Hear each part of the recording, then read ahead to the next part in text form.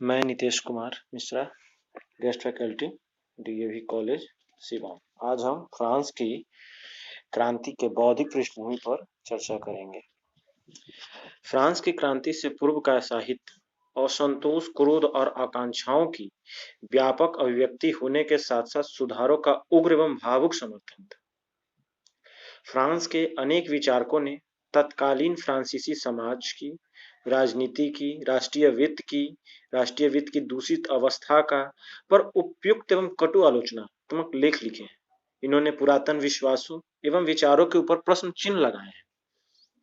जिन मृत्यप्राय एवं जर्जर सिद्धांतों पर फ्रांस का ढांचा खड़ा हुआ था, उसका खंडन भी किया और उपहास भी उड़ाया। इन दार्शनिकों ने अपने आलोचनात्मक लेख में उन्होंने समानता पर, स्वतंत्रता पर, भ्रातृत्व पर इस पर जोर दिया। साथ ही साथ जनता को में एक नया विश्वास, नई स्फूर्ति और नया चेतना जागृत करने का भी काम किया है। वास्तविक अर्थों में देखें तो क्रांति से पहले ही फ्रांस में एक बौद्धिक क्रांति हो चुकी थी। फ्रांस की स्थितियों का विश्लेषण करके कुछ संस्थाओं की निरर्थकता दिखाकर उन पर व्यंग करने वाले लोग फ्रांस में पैदा हो रहे थे।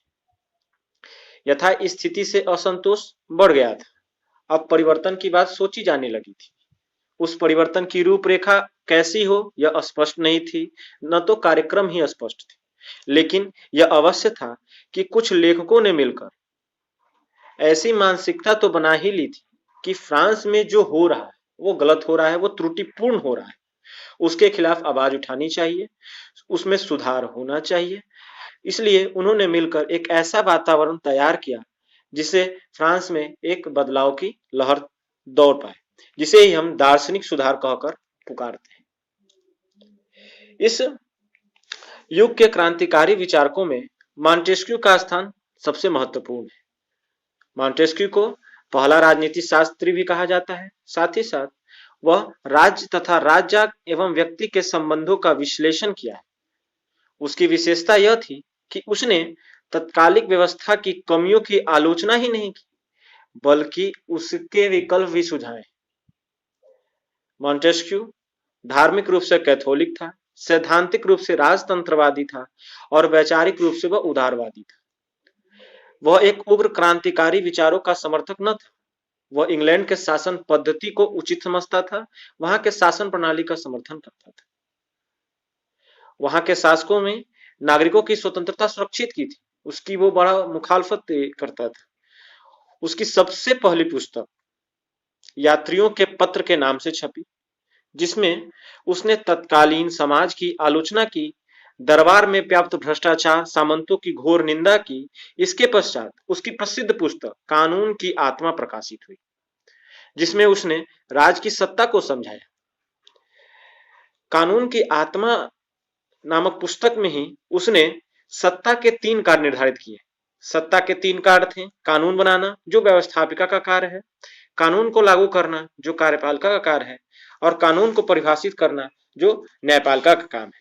यही विभाजन को हम शक्ति विभाजन के सिद्धांत के नाम से भी जानते हैं, जिसने में उसने यह विचार व्यक्त किया कि जब तक यह तीनों कार्य एक व्यक्ति या संस्था द्वारा संपन्न किए जाएंगे, समाज में न्याय नहीं हो पाएगा।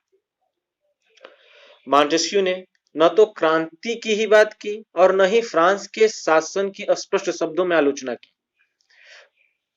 हम देख रहे हैं कि फ्रांस के शासन की स्पष्ट आलोचना नहीं की है, उसने तो फ्रांस के शासन पर परोक्ष आलोचना की है। क्योंकि शक्ति के पृथक्करण का सिद्धांत हम देख रहे हैं कि कार्यपालिका, व्यवस्थापिका और न्यायपालिका के शक्तियों के अलग करने की बात करती है, जिससे हमें वो तत्कालीन फ्रांस में जो अव्यवस्था थी उस पर तो उसने कटु आलोचना की ही है। इसलिए कहा जाता है कि उसकी आलोचना फ्रांसीसी शासन व्यवस्था पर एक प्रहार था। मॉन्टेस्क्यू के सिद्धांतों का व्यापक प्रभाव फ्रांस की 1791 की राष्ट्रीय सभा पर पड़ा, जबकि उसने नए विधान में इन तीनों विभागों को अलग अलग रखा। उसके विचारों ने फ्रांस के साथ साथ अन्यत्र भी जागरूकता उत्पन्न की और शिक्षित समुदाय की राजनीति एवं शासन प्रणाली जैसे नीरस विषयों में अभिरुचि उत्पन्न की। वाल्टेयर फ्रांस के बौद्धिक आंदोलन का युग। दूसरा क्रांतिकारी, दूसरा दार्शनिक, दूसरा सुधारक हम वाल्टेयर के रूप में देखते हैं। वाल्टेयर फ्रांस के बौद्धिक आंदोलन का युग निर्माता था। वह जनसाधारण में राजा वाल्टेयर के नाम से प्रसिद्ध था। वह एक अच्छा साहित्यकार था, साथ ही साथ वह एक अच्छा इतिहासकार भी था। उसने अपने गद्य, पद, इतिहास, नाटक, उपन्यास के माध्यम से तत्कालिक भ्रष्ट तंत्र पर कटु प्रहार किया है। अपनी सहज तथा जनसाधारण की भाषा के कारण दार्शनिक आंदोलनों को जनसाधारण तक पहुंचाने में वो काफी सफल रहा। वो स्वयं भी अपने समय की अन्यायी अव्यवस्था का शिकार भी बनकर कई बार कारागार का दंड भी भोग चुका था। अपने कटु व्यंग एवं अपने युग के अत्याचारों, धर्मांधता पर भीषण प्रहार करने के कारण अधिकारी वर्ग उसका कट्टर विरोधी हो गए थे। वाल्टेयर ने यद्यपि सामंत, दरबार, चर्च किसी को नहीं बख्शा, परंतु अंधविश्वास और चर्च की भ्रष्टता उसकी आलोचना का सर्व प्रमुख शिकार था। चर्च को वह पशुता का प्रतीक मानता था। उसे वह बदनाम वस्तु कहकर पुकारता था। पादरियों को भ्रष्ट जीवन, ढोंग, अंधविश्वासों का खुला विरोध करता था। उसकी मान्यता थी कि चर्च अंधविश्वासों का गढ़ है, चर्च विचारों की स्वतंत्रता को दबाता है, चर्च अपने स्वार्थ सिद्धि के लिए जनता पर तरह तरह के दबाव डालता है, साथ ही साथ जनता में विभिन्न प्रकार का भ्रम भी पैदा करता है। चर्च के दोनों ही अंगों, कैथोलिक और प्रोटेस्टेंट, से उसे समान घृणा थी। वह कहा करता था, अब तो कोई ईसाई बचा ही नहीं, क्योंकि एक ही ईसाई था, उसे भी सलीब पर चढ़ा दिया गया। वाल्टेयर का यह कथन है कि अब तो कोई ईसाई बचा ही नहीं, क्योंकि एक ही ईसाई था, उसे सलीब पे चढ़ा ही दिया गया है। वाल्टेयर ने इन विचारों के आधार पर यह समझ लेना कि उसकी ईश्वर में कोई आस्था नहीं थी, यह भी एक भूल है। उसने ईश्वर की सत्ता में पूर्ण विश्वास था। उसने सिर्फ चर्च पर प्रहार किया, चर्च में व्याप्त भ्रष्टाचार पर, चर्च में व्याप्त बुराइयों पर उसने प्रहार किया है। यदि उसने ईश्वर के बारे में कहता है, यदि ईश्वर विद्यमान नहीं है तो हमें उसका आविष्कार करना होगा। वह फ्रांस के संवैधानिक राजतंत्र से बहुत प्रभावित था और फ्रांस को उसके अनुकूल ले चलने की सलाह देता था। जैसा कि अभी ने मॉन्टेस्क्यू को देखा, वो लोकतंत्र का हिमायती था, वो शक्ति के पृथक्करण के सिद्धांत की बात करता था। वहीं वाल्टेयर फ्रांस के संवैधानिक राजतंत्र से बहुत प्रभावित था। राजनीति के क्षेत्र में वो लोकतांत्रिक प्रणाली का समर्थक नहीं था, क्योंकि वह कहा करता था कि मैं 100 चूहों के स्थान पर एक सिंह का शासन अधिक पसंद करता हूं। उसके विचारों से ऐसा लगता है कि वह संस्था के रूप में राजतंत्र से संतुष्ट था, वह प्रगतिशील राजतंत्र का पक्षपाती था। वाल्टेयर ने तो कई राजनीतिक विचारक वाल्टेयर न तो कोई राजनीतिक विचारक था और न ही उसने क्रांति की ही बात की थी और न ही कोई विकल्प सुझाया था मॉन्टेस्क्यू की तरह। उसने तो तत्कालिक प्रशासन और व्यवस्था के व्याप्त बुराइयों पर तीखा प्रहार करके जनता के विवेक को उकसाया था। मान लीजिए समाज में बुराई है, उसको सामने ले गया और जनता को वो उद्वेलित करने का काम किया।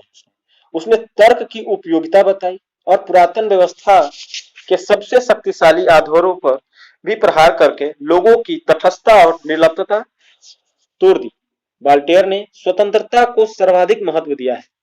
वाल्टेयर ने विचारों की स्वतंत्रता के लिए, जो उस समय फ्रांस में लगभग संभव थी ही नहीं, उसने विचारों की स्वतंत्रता की पृष्ठभूमि बनाने का काम किया है। उसने इस भ्रम को तोड़ने का काम किया है कि अब जो व्यवस्था है वो अपरिवर्तनशील है। इस युग के दार्शनिकों में फ्रांस की जनता पर जो तीसरा दार्शनिकों का नाम है, उसका नाम है रूसो। रूसो का प्रभाव सबसे अधिक पड़ा। रूसो के विषय में नेपोलियन बोनापार्ट ने एक बार कहा था कि यदि फ्रांस में रूसो का जन्म न हुआ होता तो फ्रांस में क्रांति न होती। रूस को फ्रांस की क्रांति का जनक कहा जाता है। फ्रांस के दार्शनिकों में उसका प्रमुख स्थान था। रूसो के विचार उस समय के प्रचलित तर्कवादी सिद्धांत के विरुद्ध थे। इसी कारण वह दूसरे दार्शनिकों की अपेक्षा अत्यधिक लोकप्रिय हो सका। वाल्टेयर, मॉन्टेस्क्यू वर्तमान व्यवस्था में सुधार करना चाहते थे, जबकि रूसो इसके विपरीत भविष्य दृष्टा था। वह समाज को नए आधार एवं नई मान्यताओं पर पुनर्गठन करना चाहता था। इसका कारण यह था कि वह मानता था कि इस व्यवस्था में कितने भी पेबंद लगाए जाएं, यह अधिक समय तक नहीं चल सकेगी, क्योंकि इसमें मनुष्य के स्वतंत्र होने की संभावना नहीं। रूसो ने कई पुस्तकें लिखी। उसकी एक पुस्तक का नाम है एमिली, जिसमें उसने प्रकृति और व्यक्ति के नैसर्गिक अच्छाइयों को सराहा है।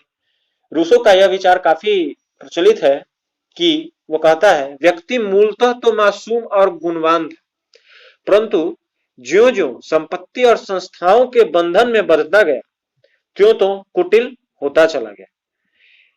इसीलिए उसका यह विचार कि मनुष्य को अपने नैसर्गिक विकास का अवसर मिलना चाहिए, यह काफी प्रासंगिक है। रूसो की सबसे अत्यधिक महत्वपूर्ण पुस्तक रूसोनी है। इसमें उसने लिखा है कि प्रकृति ने मनुष्य को स्वभाव से भला, न्यायशील और सुखी बनाया है। प्रारंभिक मनुष्य प्रकृति की अवस्था में रहता था, परंतु जिसे हम सभ्यता कहते हैं, उसने उसे भ्रष्ट और पतित कर दिया है। एक समझौते के द्वारा राज का जन्म हुआ ताकि धनिकों की संपत्ति की रक्षा हो सके। उसने उस परंपरागत समझौते में परिवर्तन करने की बात कही। रूसो को परंपराओं से कोई लगाव न था।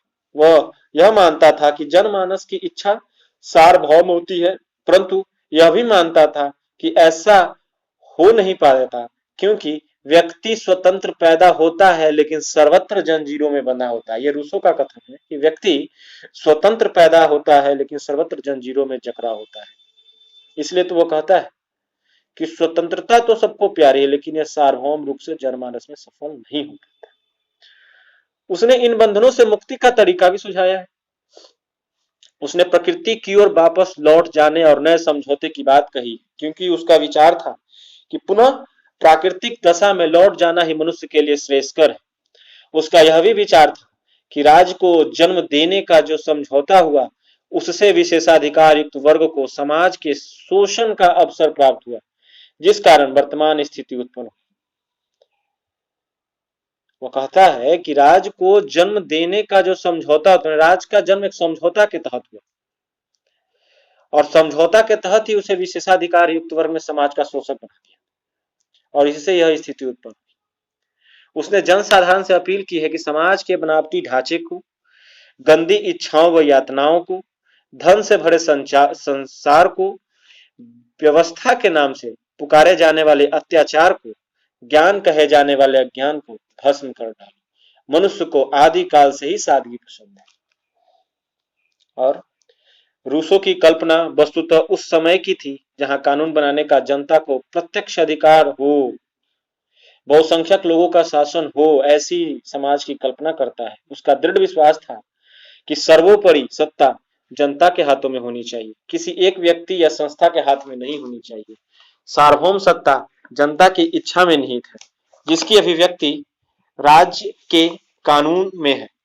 उसने यह स्वीकार किया कि बहुसंख्यक लोगों से भूल तो हो सकती है, परंतु अन्याय नहीं हो सकता है। इस कारण से भूल महत्वहीन हो जाती है। रूसो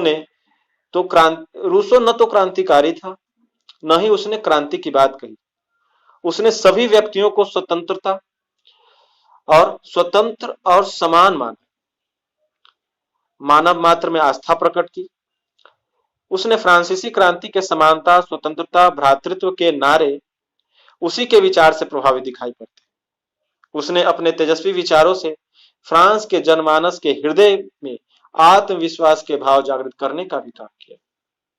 साथ ही साथ उसने फ्रांस के लोगों को महानिद्रा से जगाने का काम किया। फ्रांस के इन तीन महान दार्शनिकों के अतिरिक्त फ्रांस के विचारकों का एक ऐसा समूह था जिन्होंने अपने मौलिक विचारों से शिक्षित समुदाय के विचारों को प्रभावित किया। इन विचारकों को दो वर्गों में बांटकर देखा जा सकता है। विचारकों का